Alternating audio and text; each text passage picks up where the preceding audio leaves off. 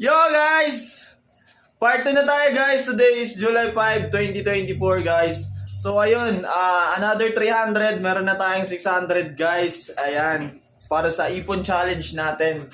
Sus, ayun guys, napakataas na ito. 5 years natin gagawin. And then, yeah. Kailangan natin dito ng consistency.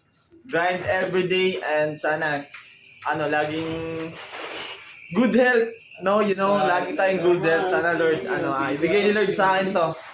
Yung pangarap na to, sana nakalista to sa libro ng buhay ko. At kung hindi man, pipilitin natin si Lord na ilista niya na sa libro ng buhay ko. Sa pamamagitan ng pagiging masipag ko, everyday na pagtatrabaho.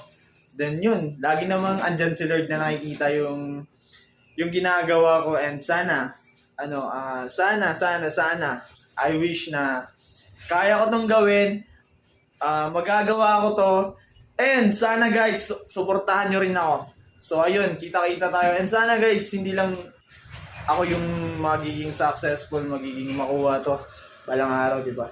Sana kayo din, maging successful din kayo. Sana sumabay kayo sa Ipon Challenge ko.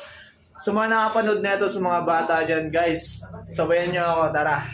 Ipon Challenge tayo. Tama na yung tambay, work lang tayo. Tama na yun guys, trabaho na tayo para sa mga pangarap natin. So ayun guys, and yo, God bless all, and abangan nyo yung everyday vlog ko, everyday update ko sa inyo para ma-inspire kayo lalo. And yo, God bless all guys. Thank you. Mwah.